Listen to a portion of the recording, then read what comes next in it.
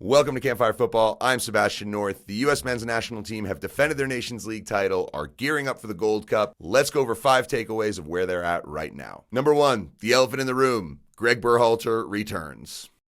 Yeah, I did not see this coming, but it is kind of crazy that after 6 months of looking for a manager, you end up with the same guy you had in the first place. Now, there are a logical series of events that led us to this point, so let's go over them real quick. First of all, Gregg Berhalter's contract was winding down and would terminate at the end of the World Cup. You assume U.S. Soccer was just going to take a look, take stock, figure out where they were at, and decide whether they wanted to continue with Gregg or go in a new direction. And then Gregg Berhalter went and spoke at a leadership conference, talked about how they almost had to send a player home. Everyone figured out that was Gio Reyna, and chaos ensued. The U.S. Soccer Federation conduct themselves in a pretty corporate manner. You can tell by the things they say and the way they dealt with this whole situation. They, of course, hired a law firm, Alston & Bird, to look into the whole matter and do a full investigation. This meant that the Berhalters had to relive the entire experience that the family had dealt with for decades, which is really unfair, to be honest. But USSF felt that this was a diligence they had to carry out, that they had to vet Gregg Berhalter to make sure that he was actually hireable in any way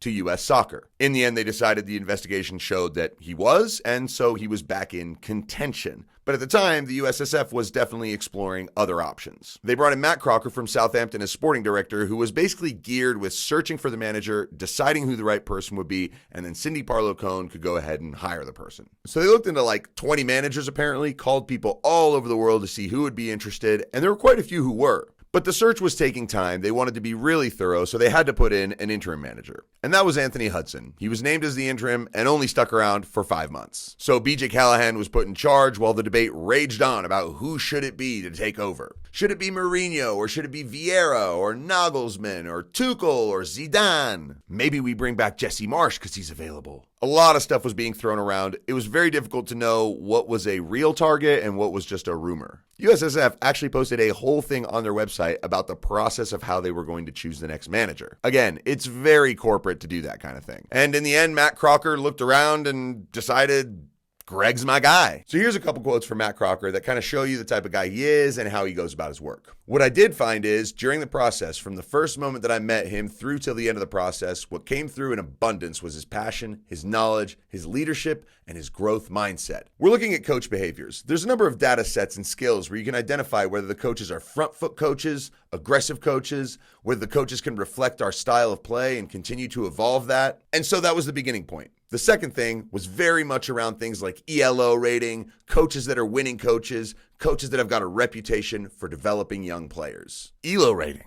See, again, a very corporate thing, though this actually originally comes from the chess world, which is hilarious. This is the type of language that is very much in vogue in the corporate sports world at the moment. And USSF, they love to drink that Kool-Aid. Matt Crocker called the interview process rigorous and intense. He also continued with this. Everything from psychometrics to abstract reasoning tests, logical thinking, to tests where candidates had the opportunity to prepare for certain elements around strategy and what they would do, how they would evolve the team, and then certain tests where they just literally had to deliver under pressure on that moment in time. It gave us an opportunity to get real rich data, and then it took us a period of time to sit down and effectively tune all these numbers. But what I'm delighted to say is in every step of the way, Gregg scored phenomenally, and we're really excited to have him here. So Gregg Berhalter is very, very good at passing corporate tests. Look, I'm not saying that this is a bad strategy to hire people, but it is so hilarious how corporate it is, and they make sure to use all the buzzwords. You've heard them so many times before. It's getting a little ridiculous. And I don't know how many U.S. fans are buying into this. But in the end, apparently, Gregg passed the test better than anybody. He's not even going to be in charge for the Gold Cup. Matter of fact, BJ Callahan, who's 2-0 as U.S. manager and has a trophy, is going to get to go and make a run at another piece of silverware. That's pretty cool for the interim manager. I mean, good for him. All right, let's move on to number 2. That final against Canada. Look, don't ask me for predictions on things. I'm not very good at predicting scores. I think that I'm a little bit better at predicting the way a game's going to go.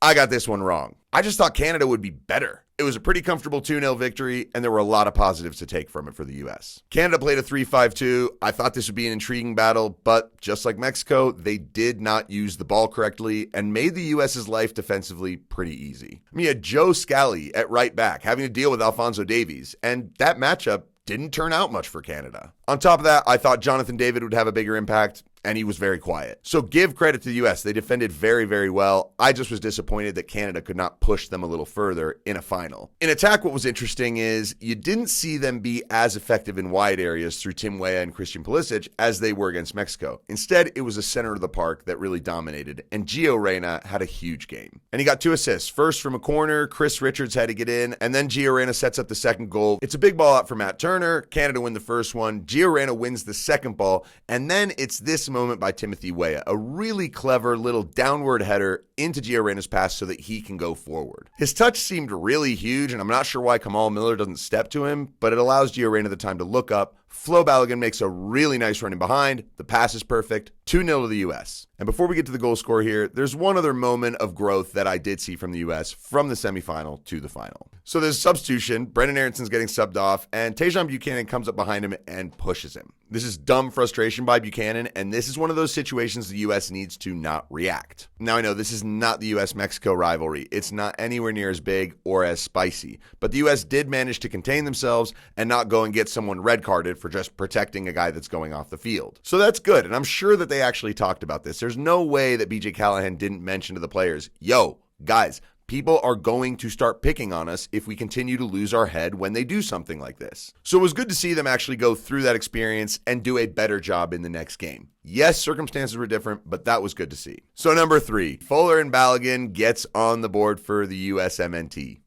The newcomer has his first goal in just his second game, which is huge because you don't want this to turn into like an 8 or 9 or 10 game streak where he still hasn't gotten on the board yet. He looks sharp, he looks hungry, and also seems to have a certain amount of quality that a lot of the U.S. players in that position don't seem to have. So he scores his first goal, and it's actually a very good one, especially for a striker. In the second half, he actually almost got his brace, turning and hitting a really nice shot. It was blocked off the line, but a great sign of what Flo Balogun is going to be able to offer. I mean, here's the deal. He's the best number 9 the U.S. have in the pool. Solving the center forward issue is a big deal for every team, but the whole squad for the U.S. looks good. Let's get into that next. Number 4, the squad is strong.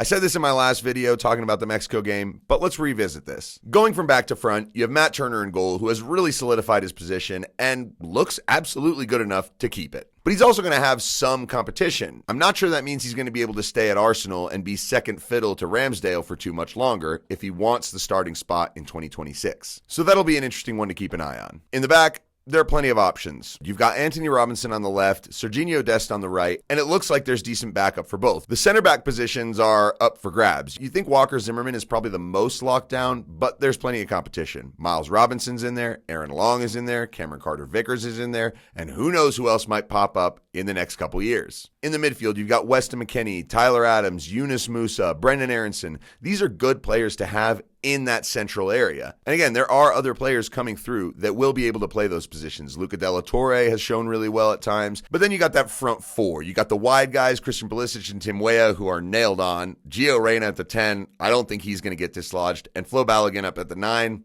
That seems like your front 4 for the next few years. Of course, there are loads of options off the bench. Now, I'm not saying these are top-class players, but the starting 11 is very good, and everyone coming in behind at least will do a job. So the current blend is good in the starting team, but that's not what we're going to see at the Gold Cup, which is number 5, the roster for La Copa de Oro.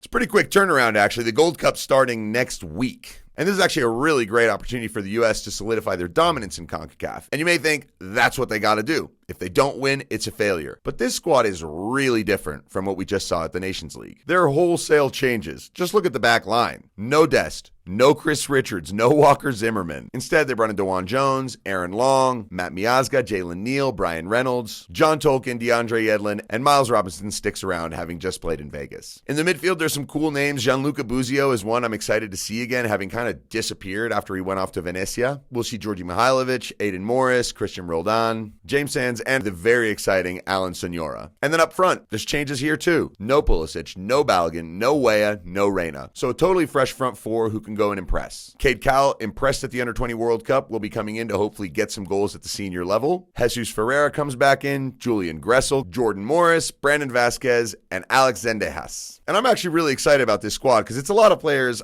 I don't know a whole lot about, and I'd really like to see on a big stage under some kind of pressure. This may be lost on some people, but the U.S. national team has never been in a position where they could just let their whole entire starting lineup go on holiday and bring a second string to the Gold Cup with the pure intention of winning it. That shows a lot of depth in the pool, which is extremely exciting for the team and all the fans. I'm very much looking forward to the Gold Cup. Let's see how it goes. I'm Sebastian North. This is Campfire Football. Thanks for stopping by.